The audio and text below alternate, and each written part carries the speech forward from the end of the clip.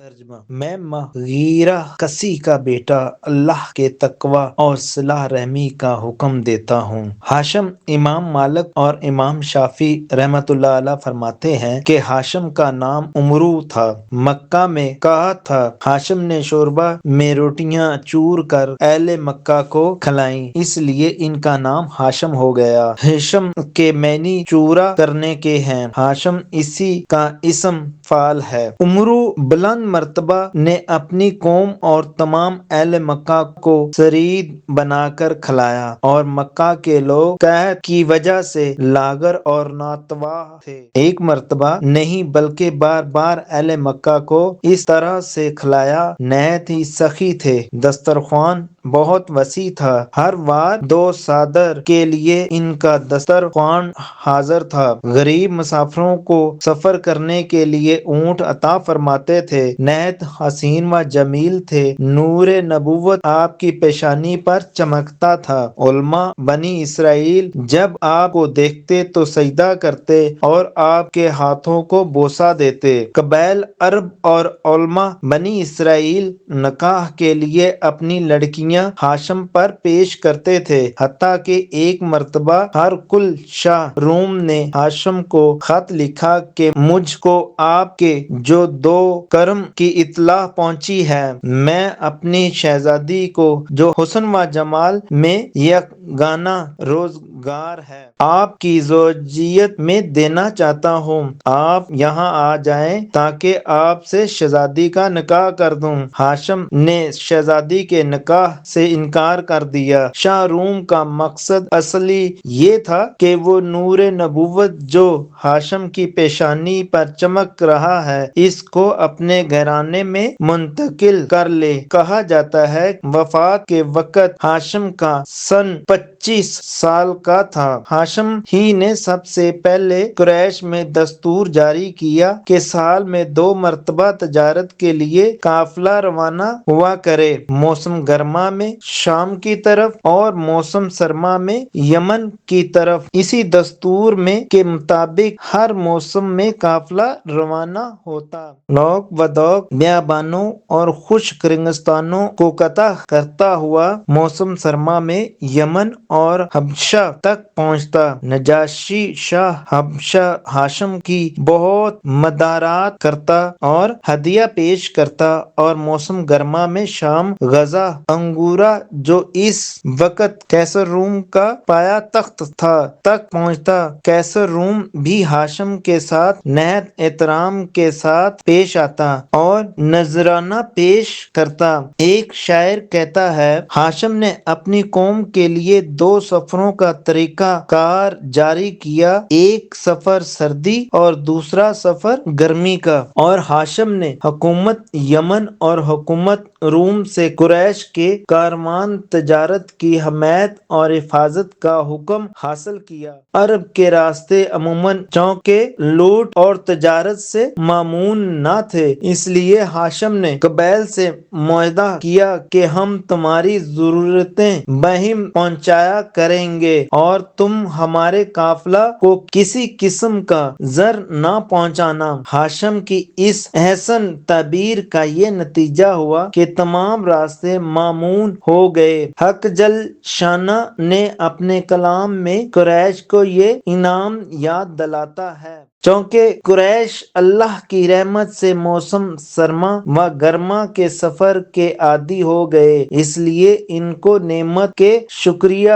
میں اس خدا کی عبادت کرنی چاہیے جو اس گھر کا مالک ہے، اور اس نے ان کو بھوک سے کھانے کو دیا اور خوف سے امن دیا۔ جب ایام حج آتے تو ہاشم تمام حجاج کو گوشت اور روٹی اور ستو اور کھجور یہ چیزیں کھلاتے اور زمزم کا پانی پلاتے۔ مینا، مزدلفہ اور عرفات میں بھی اسی طرح کھانے اور پینے کا انتظام فرماتے۔ امیہ بن عبد شمس کو ہاشم کا یہ جود و کرم اور تمام عرب میں ان کا یہ اقدار بہت شاخ اور گراں تھا۔ امیہ نے بھی اس کی کوشش کی کہ ہاشم کی طرح لوگوں کو کھلائے، مگر امیہ باوجود ثروت اور دولت کے ہاشم کا مقابلہ نہ کر سکا۔ بنی ہاشم نے بنی امیہ کی عداوت کا سلسلہ اول یہی سے شروع ہوا۔ ایک بار ہاشم قافلہ تجارت کے ساتھ سفر کے لیے روانہ ہوئے، راستے میں مدینہ منورہ ٹھہرے۔ وہاں بازار میں ایک عورت پر نظر پڑی، حسین و جمیل ہونے کے علاوہ شرافت و نجابت، فہم اور فراست اس کے چہرے سے نمایاں تھی۔ ہاشم نے دریافت کیا کہ یہ عورت کسی کی مکوہ یا ناقد خدا ہے۔ معلوم ہوا کہ عصیہ بن جلا کی مکوہ تھی، جس سے عمر اور مبدیہ دو لڑکے پیدا ہوئے۔ بعد میں عصیہ نے اس کو طلاق دے دی۔ ہاشم نے اس سے نکاح کا پیغام دیا۔ ہاشم کی نسبی شرافت اور ذاتی مکارم کی وجہ سے اس نے اس پیغام کو قبول کیا اور نکاح ہو گیا۔ اس عورت کا نام سلمیٰ بنت عمرو تھا، جو قبیلہ بنی النجار سے تھی۔ نکاح کے بعد ہاشم نے ایک دعوت دی جس میں تمام قافلہ والے شریک تھے اور کچھ لوگ قبیلہ خزرج کے بھی مدعو تھے۔ ہاشم نے نکاح کے بعد کچھ روز مدینہ میں قیام کیا۔ سلمیٰ کو حمل ہو گیا، جس سے عبد المطلب پیدا ہوئے۔ جس وقت پیدا ہوئے تو سر میں ایک بال سفید تھا، اس لیے شیبہ نام رکھا گیا۔ ہاشم قافلے کے ساتھ غزہ کی جانب روانہ ہوئے۔ غزہ پہنچ کر ہاشم کا انتقال ہو گیا، وہیں مدفون ہوئے۔ عبد المطلب کا نام شیبۃ الحمد تھا، نہایت حسین و جمیل تھے۔ شاعر کہتا ہے: 14ویں رات کے چاند کی طرح شیبۃ الحمد کا چہرہ رات کی تاریکی کو روشن کرتا تھا۔ عبد المطلب کے لفظی معنی مطلب کا غلام ہے۔ ہاشم کے انتقال کے بعد عبد المطلب کی والدہ ایک عرصہ تک مدینہ منورہ میں اپنے میکے بنی خزرج ہی میں مقیم رہی۔ جب حضرت عبد المطلب ذرا بڑے ہو گئے تو ان کے چچا مطلب ان کو لینے کے لیے مکہ سے مدینہ آئے۔ جب ان کو لے کر واپس ہوئے تو مکہ میں داخل ہوتے وقت عبد المطلب اپنے چچا مطلب کے پیچھے اونٹ پر سوار تھے۔ شیبہ کے کپڑے میلے کچیلے اور گرد آلودہ تھے اور چہرے سے یتیمی ٹپکتی تھی۔ لوگوں نے مطلب سے دریافت کیا کہ یہ کون ہے؟ مطلب نے حیا کی وجہ سے یہ کہہ دیا کہ یہ میرا غلام ہے، کہ لوگ یہ نہ کہیں کہ بھتیجا ایسے میلے کپڑوں میں کیوں ہے۔ اس لیے عبد المطلب کے نام سے مشہور ہو گئے۔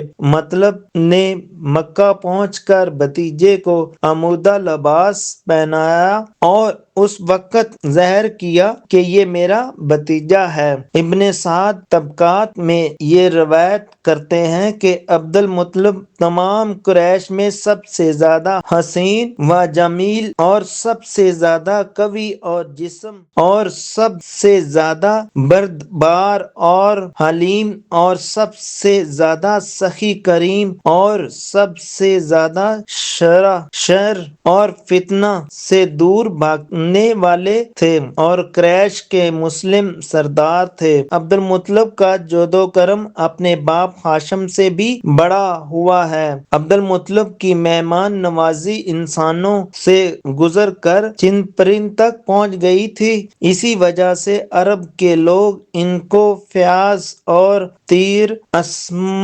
آسمان کے پرندوں کو کھانا کھلانے والا کے لقب سے یاد کرتے تھے۔ شراب کو اپنے اوپر حرام کیا ہوا تھا۔ جب رمضان المبارک کا مہینہ آتا تو خاص طور پر اور فقراء اور مسکین کو کھانا کھلاتے۔ غار حرا میں سب سے پہلے خلوت و عزلت عبد المطلب ہی نے کی۔